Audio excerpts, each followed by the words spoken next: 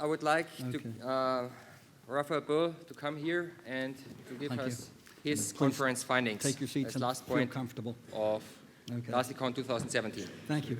You can stay up here, whatever you feel comfortable with.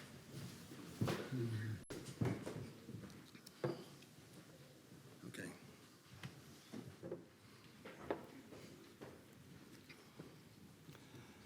Well, I've been given a daunting challenge, okay?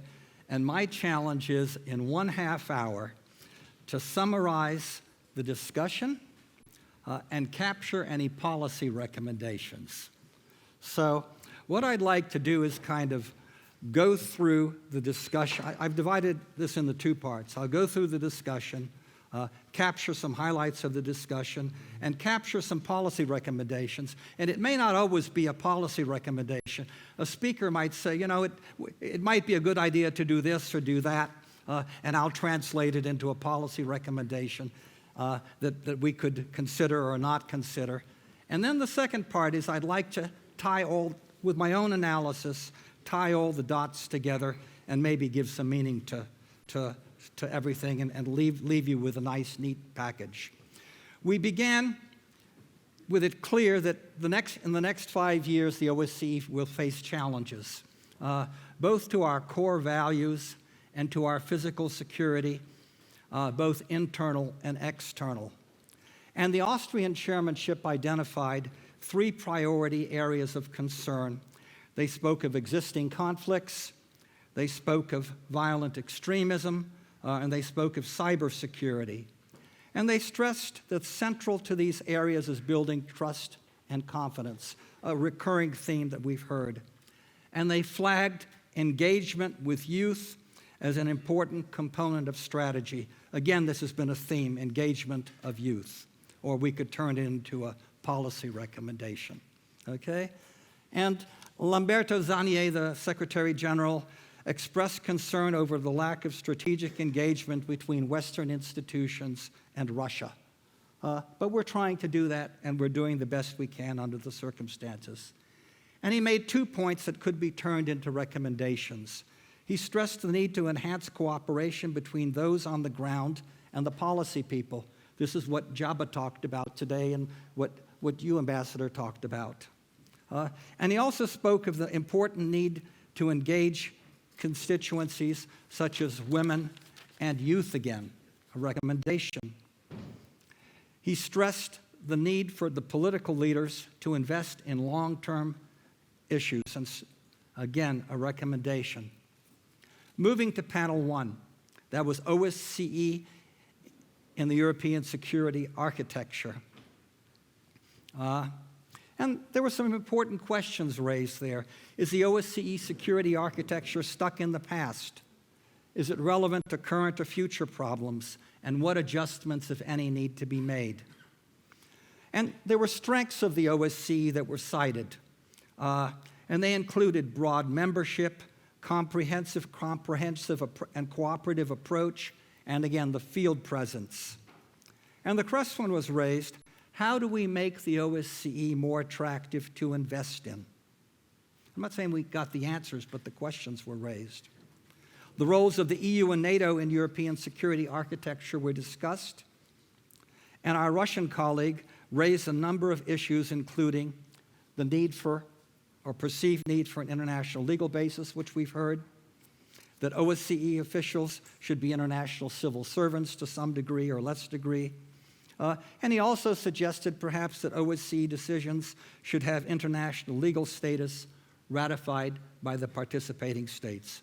Recommendations that we can think about, but recommendations nevertheless.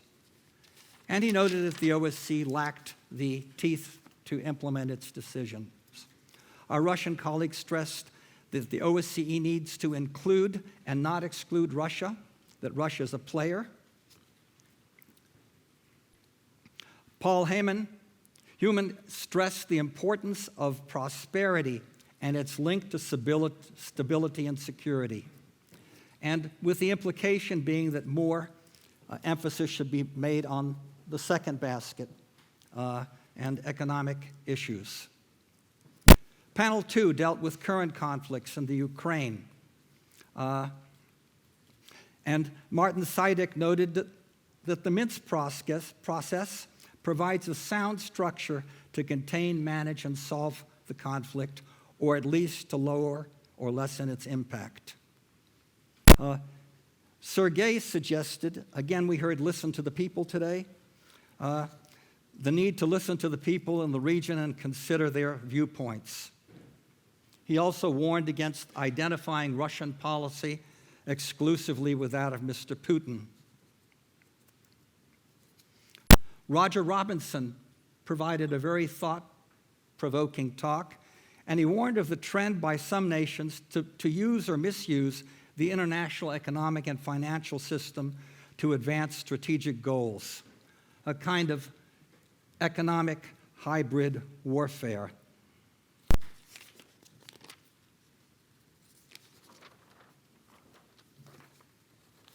And he suggested that tracking such activity, financial and economic activity, could serve as an early warning tool, and that his organization was doing that.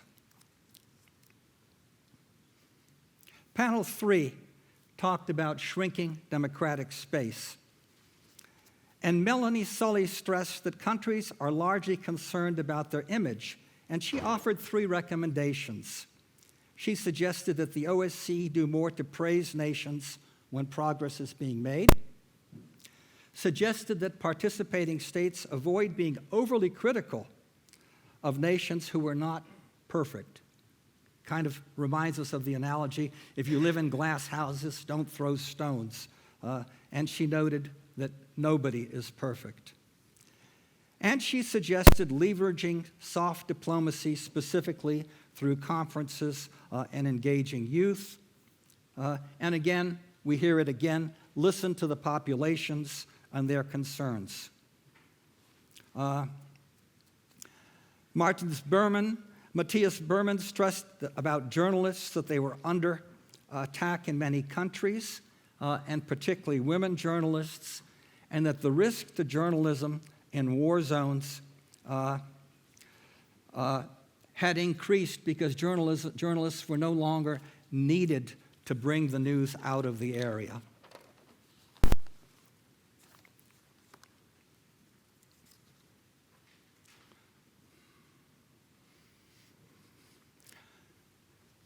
Our Jan Haukas stressed a number of trends. He cited a number of overall disturbing trends: a decrease in public trust in governments and international organizations, an increased perception of corruption in governments, and generally less participation by populations in the election process.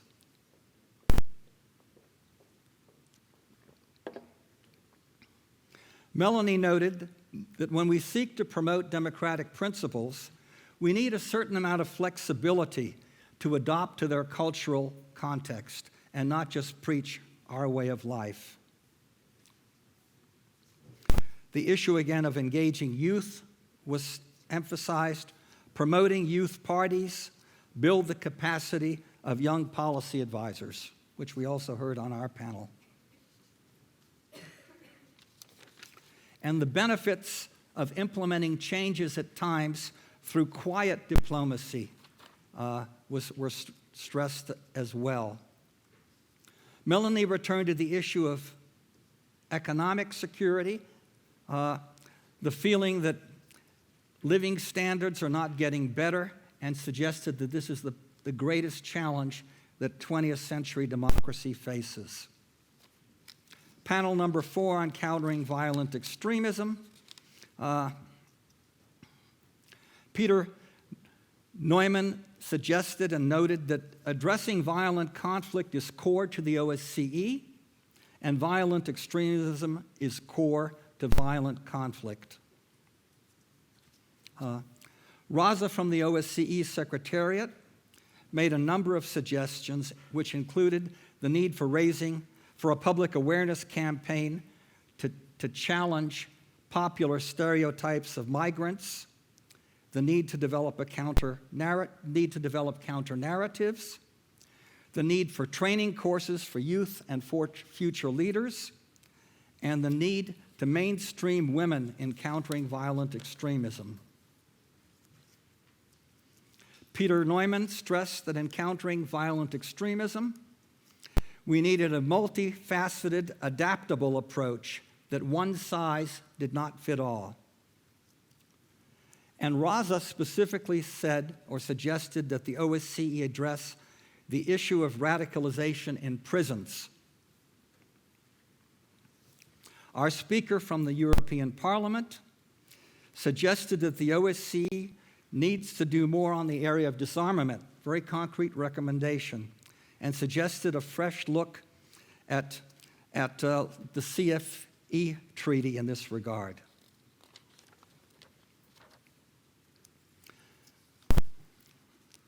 In our talk this morning, Roger spoke about hybrid warfare conflicts and said that increasingly, some 40%, in his opinion, of hybrid warfare activity was in the economic and financial arena, very often from state actors or state-sponsored actors. And we needed to focus more on the so-called legitimate use of international trade by the financial system as opposed to a focus on illegal or currently illegal trade. And he suggested that monitoring such activity can serve as an early warning system for other types of political activity.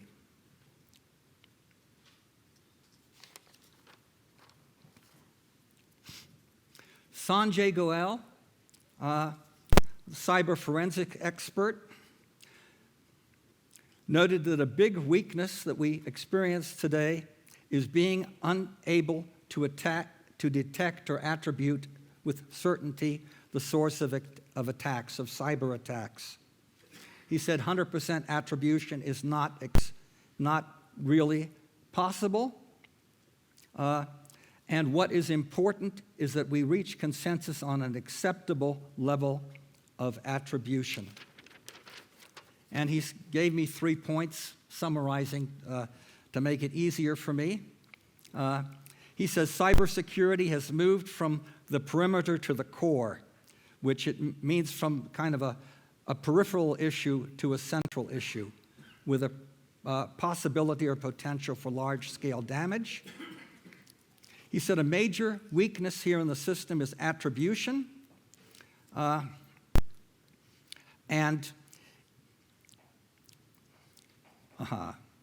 we need to develop standards.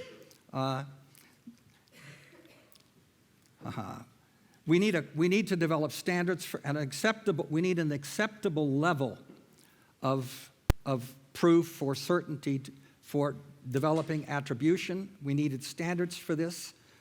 We needed a trusted body to implement such decisions and standards, which one could call a cyber incidents monitoring body, and suggested that perhaps that the OSCE piggyback on its confidence-building measures and get actively involved in this area.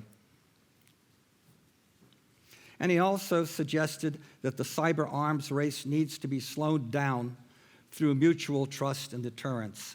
Again, the concept of mutual trust. Our panel on cybersecurity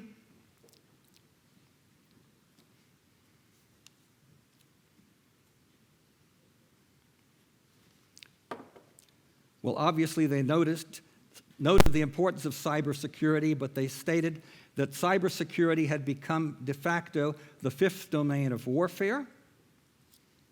And it was noted that value added by the OSCE in the area of cybersecurity was in the development of confidence-building measures for cyberspace, establishing concrete and common channels for exchange of information, and engaging in structural dialogue if incidents happen.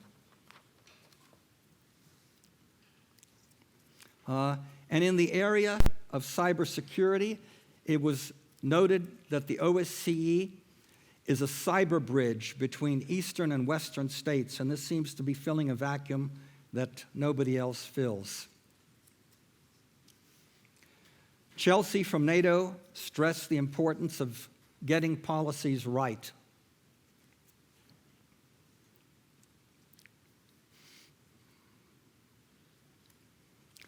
Our colleague from IBM stressed the importance of norms and CBMs and the development of an independent entity to help develop attribution, very much parallel to Sanjay's remarks, and the need for public-private partnerships was stressed as well.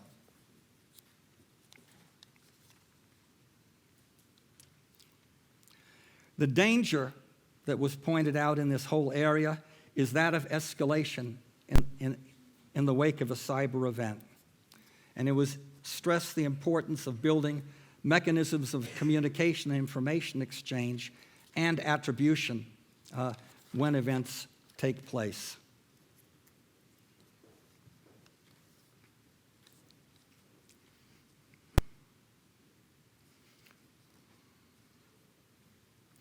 The need to have de-escalation mechanisms in place before the shooting starts was stressed as well.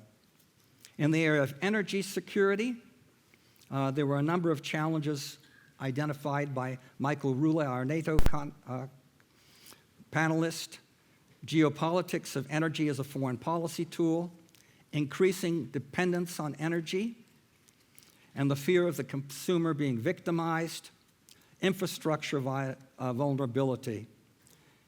Two recommendations Michael made: to build trust between suppliers, consumers, and transit countries, and to promote diversification of supply,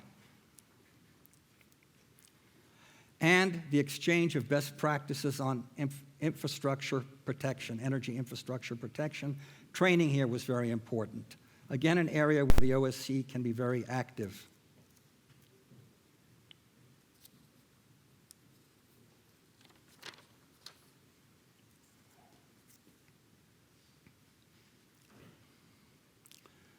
Kirsten suggested that a number of areas where the OSCE could provide value added would be providing a dialogue platform to provide a minimum exchange of rules, strengthening the energy focus of the field presence, of the OSCE field presence, and the OSCE serving increasingly as a platform for public and private stakeholders in the energy field.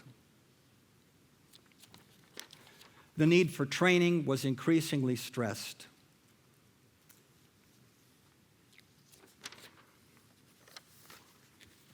Going now to my thoughts on tying everything together. First of all, the last 2 days have gone relatively quickly, and when you have a conference, this is a good thing. I think we've gained meaningful and insightful, we've had meaningful and insightful discussions, but even more so productive discussions. And what do we take away from here? I think we understand more, we understand better, and we're better prepared to work together more effectively over the next 5 years. The core problems that we've addressed in our panels will not go away in the next 5 years, nor will the OSCE go away in the next 5 years. But from what I'm hearing, including our panel today, in the next 5 years, the OSCE will likely increase in relevance in light of the challenges of the next decade. And the organization, more than ever, will have the opportunity to be out front and center should it seize this opportunity. In many ways, diplomacy is perhaps the most formidable and forward-looking tool in our national security arsenal of conflict prevention, conflict mitigation, and conflict resolution. Diplomacy is much cheaper than war. In English, you say, a stitch in time saves 9. But regretfully, diplomacy is very often an underfunded tool in the national security portfolio. Often when security budgets are cut, diplomacy is near the top of the list. But there's another way of looking at this, and one can say diplomacy is not a cost, but it's an investment. And nations would be well advised to invest in the OSCE. And as I think it was Victor who suggested that if we didn't have an OSCE, we would probably need to invent one. Victor also touched upon some of the benefits of regional organizations. They're relatively low cost. They provide regional perspectives on regional issues. They're relatively bureaucratically unencumbered, and it's easier for them to operate and reach consensus than larger international organizations. And they tend to be more closely tied together through common values. So the bottom line, I would say, is that as the world evolves, the OSCE is likely to remain relevant and to provide value added. And in doing so, it should continue to do what it does best. You're most successful at what you do best. And from our conference, what are some of the things that have come out that it does best? Serving as a regional forum for strategic cooperation, taking a comprehensive approach to security, identifying cutting-edge issues of common concern, promoting common values, sharing best practices, working towards common solutions. In many ways, we can look at the OSCE not only as an institution, but as a process. And the challenge facing us is how can we enhance both the institution and the process? In both areas, what should our priorities be? We don't need to go and reinvent the wheel. I think if we just go back to the Austrian chairmanship's priorities areas, I think we're right on target. Existing conflicts, violent extremism, cyber security. This is where we offer comparative advantage. And particularly in the area of cybersecurity, it has been increasingly suggested that this is the horse that we should ride. This is the horse at the horse races that we should bet our money on. And of course, core to all of this, to the agenda, is building trust and confidence, and core to the future is engaging women and youth.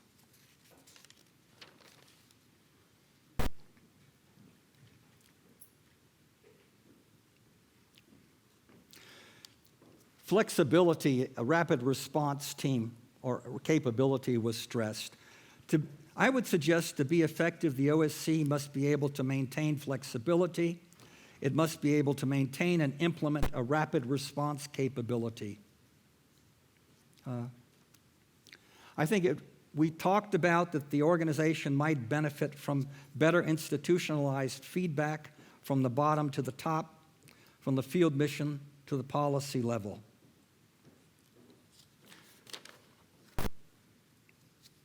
I'm also a strong believer in the value of tabletop exercises where you bring, in a training environment, people together to work together to solve common problems. And Rosa from the OSCE Secretariat had mentioned that the OSCE is beginning to be active in this area. One of the benefits of such exercises is that people work together, they solve common problems, and this builds trust and confidence.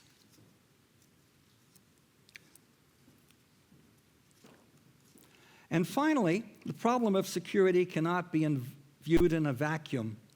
The world is international, and what happens today beyond the borders of the OSCE participating states often has a strong impact on home. You were very clear about that, Mr. Ambassador. So how can we take the lessons learned, say, from our engagement in Ukraine and more actively reach out to our partner regions and beyond. Another area that that has been mentioned a lot and I think is underutilized and politically not very controversial is the area of education. There's a saying, we cannot know the future, but through education we can be better prepared to deal with it. And I would suggest this is an area where the OSCE might want to become more active. And we could ask, for example, is there an expanded role for an institution like the Diplomatic Academy here in such an initiative? So, in closing, I'm sure I speak for all of us when I offer a big thanks to the Diplomatic Academy, to our student organizers, to you here, the youth who are going to lead our future, to the Austrian OSCE chairmanship, to our panelists, for helping make this conference, I think, a really good success.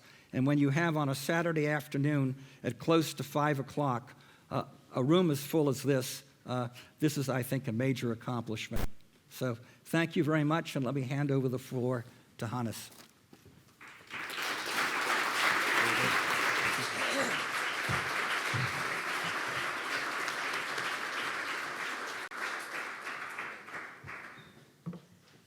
Ladies and gentlemen, distinguished guests, in the last 2 days, we have covered many aspects of today's security challenges within the framework of the OSCE's working areas. I'm very glad to see that we have achieved what we have planned, vibrant and rich discussions. Thanks to all speakers, panelists, and guests, which furthered the discussions through their excellent questions. As Secretary General Zanier pointed out in his keynote speech, we are living in times where the specter of geopolitics comes back to Europe, which resulted in terrible events in the past, but we never want to face in future again. With this in mind, the panelists at first addressed the role of the OSCE in the European security architecture. It was highlighted that it is in the DNA of the OSCE to address comprehensive security. In the second panel, we focused on the current conflicts, particularly in and around Ukraine and the Black Sea region. We heard how the OSCE provides a platform for dialogue, considering the different views among the 57 participating states. We also had a lively discussion about shrinking democratic space in the OSCE region within the Western liberal interpretation of democracy as embodied in the OSCE finding documents. According to Hartmut Meyer, we need a combination of boom boom and blah blah in addressing the problem of shrinking democratic spaces. Yesterday's last panel on preventing and countering violent extremism and radicalization that lead to terrorism, the valuable speakers emphasized that we should avoid stigmatization and unlink terrorism and Islam, and unlink terrorism from any other religion, nationality, gender, ethnicity, and so on. Today we started with 2 excellent talks by Roger Robinson on the economic and financial dimension of hybrid warfare and Sanjay Goel on cyber forensics and attribution. Cybersecurity has reached a stage of consciousness. We recognize it as an area of strategic behavior. In the 5th panel, we furthermore heard about the importance of the public-private partnership, and the cyber dimension forms an important part of the strategic reality in organizations dealing with security. In the energy security panel, we learned that the OSCE could play a major role to discuss upcoming energy issues where we lack established fora, bringing together countries with different needs.